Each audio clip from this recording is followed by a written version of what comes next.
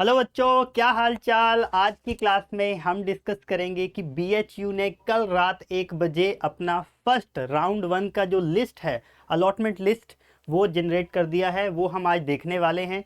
जल्दी से देखते हैं। अच्छा, सबसे पहले हम एक काम करते हैं, हम वो नोटिस देख लेते हैं जो सबसे पहले हमारे पास यहाँ पर आया हुआ है।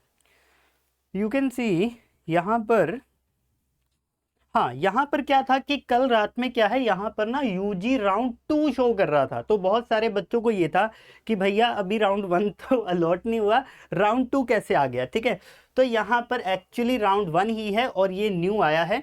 और देख लो, ये हमारा कल कल ही आया, कल रात में ही आया है। ठीक है, तो इसको ओपन करते हैं एक बार, इसमें देख लेते हैं क्या क्या चीज़ें हैं। यस, तो यहाँ पर देखो, जो allocation of seat and online fee payment है वो 1/8/2026 11 PM पर ये रिलीज़ किया गया है, सैटरडे को, राइट। और ये लाइव है। और लास्ट डे जो फीस पेमेंट का है वो देख लो, हमारा 3 अगस्त 2026 मंडे है। ओके, 12 बजे तक। तो बेसिकली तुम्हें करना क्या है, जिन जिन बच्चों को सीट अलॉट हो चुकी है उनका नेक्स्ट स्टेप है फी पेमेंट करना। और उससे पहले आपको अपनी सीट को फ्रीज या अपग्रेड करना रहेगा। मैं सब बताने वाला हूं, फ्रीज का मतलब क्या होता है और अपग्रेड का मतलब क्या होता है। ठीक है, सबसे पहले हम ये नोटिस देख लेते हैं। हाँ, यहाँ पर इसी को डाउनलोड ही कर, हाँ देखो यहाँ पर दिया हुआ है एक्चुअली, अगर कैंडिडेट्स में choose either freeze or upgrade the option. If upgrade option is chosen and the seat is offered in subsequent rounds, the candidate will have to pay the difference in the fees. ठीक है, in case of no upgradation the candidate will retain his or her current seat. ठीक है, simple सी बात यह है कि मान लीजिए आपने कॉलेज के लिए फ्रीज कर दिया, तो फ्रीज करने का मतलब यह है कि उस कॉलेज की जितनी फीस है वही आपको देनी है। बट इन केस अगर आपने अपग्रेड पर क्लिक किया तो क्या होगा कि जो नेक्स्ट लिस्ट आएगी राउंड 2 की, उसमें आपका कॉलेज अपग्रेड हो जाएगा। ठीक है, और अच्छा कॉलेज आपको मिल जाएगा। और बढ़िया कॉलेज जब आपको मिलेगा तो उसमें होगा क्या कि अगर डिफरेंस इन फीस रहेगा, ठीक है, तो वो डिफरेंस इन फीस आपको पे करना रहेगा। ठीक है, देखो अपग्रेड या फ्रीज का ऑप्शन आपको फी पेमेंट के बाद आएगा। ठीक है, तो आपको सबसे पहला काम यही करना है, जिसको सीट अलॉट हो चुकी है उसको सबसे पहले जाकर फीस पेमेंट के लिंक पर क्लिक करना है और फीस पे करना है। ठीक है,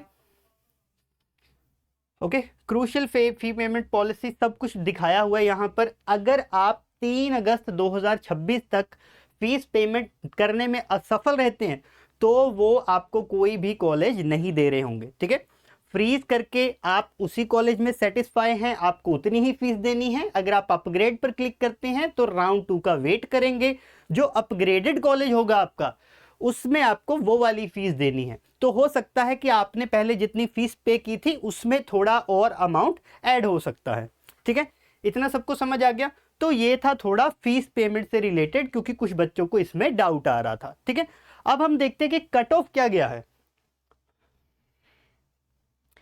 यस, तो बेसिकली कट ऑफ देख लेते हैं, round 1 allotment and fees payment. अच्छा ठीक है, ये सब, हाँ ये तो वही वाला। हाँ ठीक है, अब हम एक काम करते हैं, हम कट ऑफ चेक कर लेते हैं। ये लाइव है, यूजी एडमिशन 2026 कट ऑफ। ठीक है, बीएचयू का कट ऑफ हम लोग चेक कर लेते हैं। तो देखो कट ऑफ पे बहुत सारी कैटेगरीज हैं, उन सब में हम चेक कर सकते हैं। ध्यान से देखना यहाँ पर। So basically all categories, bachelors of arts, honours in economics, right, ये सब दिया हुआ है। तो जिस भी सब्जेक्ट में, जिस कोर्स में, है ना, तुम देखना चाहते हो तो तुम उसमें अपना कट ऑफ चेक कर सकते हो। जैसे कि यहाँ पर अभी हमारा राउंड 1 ही आया है, राउंड 1 का ही लिस्ट है एक्चुअली ये। ओके, और उसके बाद अच्छा, अगर ठीक है तुम्हें bachelor of arts honours with economics ये वाला चेक करना है तो इसका तुम नीचे देख सकते हो। अच्छा ठीक है, इंपॉर्टेंट चीजें लिखी हुई हैं। राउंड 1 गाइडलाइंस जो है, ध्यान से देख लो। Last date to submit admission fees हमें दी हुई है, तो यहां तक हमें सबमिट करना है, बहुत जरूरी रहेगा। ठीक है, और तुम देख सकते हो कि डिफरेंट डिफरेंट चीजें दी हुई हैं तुम्हारे पास। जनरल का रहा है 343 कट ऑफ रहा है, इसमें bachelor of arts honours with economics in geography, ठीक है, माइनर जियोग्राफी रहेगा। ओके, तो इस सब में देख लो, तुम्हारा जो जनरल का कट ऑफ रहा है 368 रहा है, ओबीसी का 336 रहा है। ओके, SC कैटेगरी में 325 रहा है। कट ऑफ एक्चुअली जनरली इसका इतना हाई नहीं रहता, बट ये कट ऑफ क्या है, इस बार हाई गया है।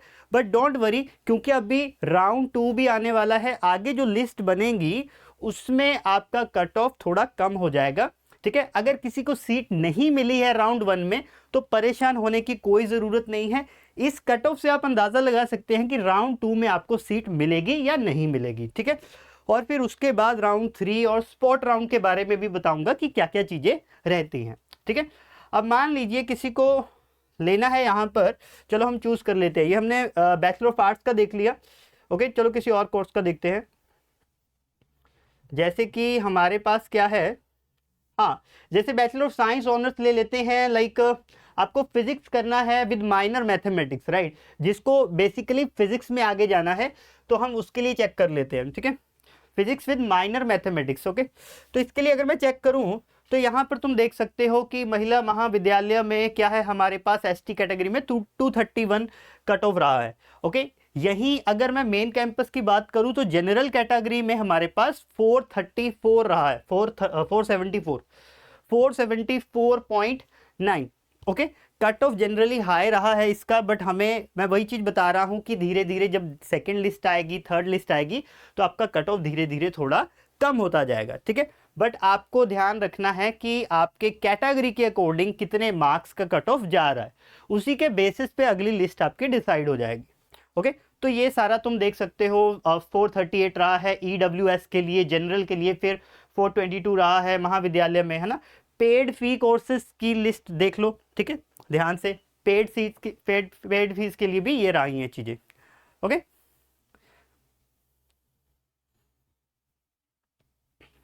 सही है, ओके। और अगर किसी को, मान लीजिए किसी को मैथ्स लेना है, राइट, किसी को मैथ्स लेना है विद लाइक माइनर फिजिक्स और समथिंग, है ना, माइनर स्टैटिस्टिक्स, वो काफ़ी पॉपुलर रहता है बेसिकली साइंस वाले बच्चों में, तो हम वो भी देख लेते हैं। बेसिकली अगर मैं मैथ्स लेता हूँ विद माइनर स्टैटिस्टिक्स, राइट, ये मैथ्स वाले बच्चों के लिए बहुत सही है। जैसे किसी को मैथ्स में मेजर आगे करना है ना, तो उसके लिए मैथ्स बहुत बेस्ट है। यहाँ पर bachelor of science honours with mathematics with minor statistics, तो ये बहुत बढ़िया रहेगा आपके लिए, ठीक है। इसमें अगर तुम देख लोगे तो देखो, फैकल्टी ऑफ साइंस, है ना, तुम्हारा मेन कैंपस में OBC कैटेगरी में 460 मार्क्स रहा है और EWS में 476 रहा है। देखो मैथ्स से रिलेटेड चीज़ें वही है कि वो चाहते हैं कि यार बच्चा अच्छा खासा स्टडी में करके आया हो, तभी हम उसको लेंगे, ओके।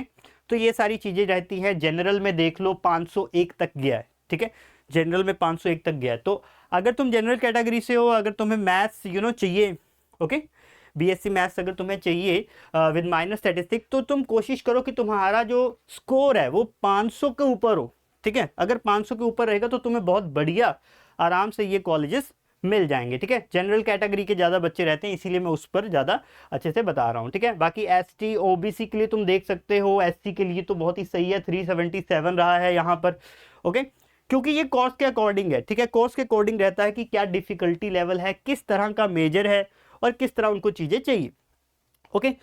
तो ये राउंड 1 का एलोकेशन लिस्ट है। राउंड 2 जब भी आएगा तो उस पर भी हम वीडियो डेफिनेटली बनाने वाले हैं।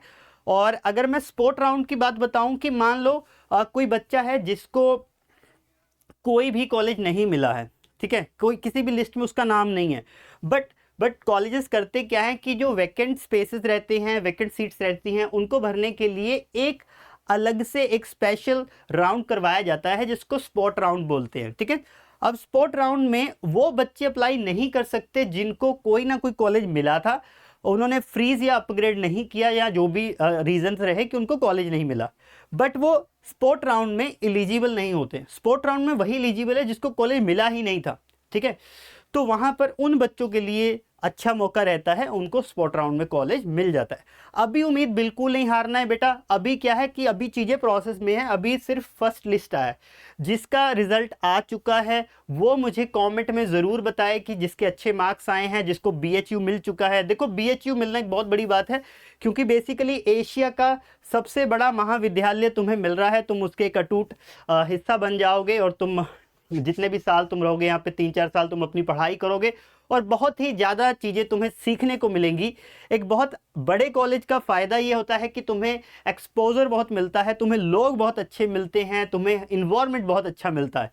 ठीक है, तो जिन भी बच्चों का रिजल्ट आ चुका है डेफिनेटली मुझे कमेंट्स में ज़रूर बताना, और राउंड 2 के लिए वीडियो हम जल्दी ही लेकर आएंगे जो भी अपडेट्स होंगी। Thank you so much for watching, all the very best and bye.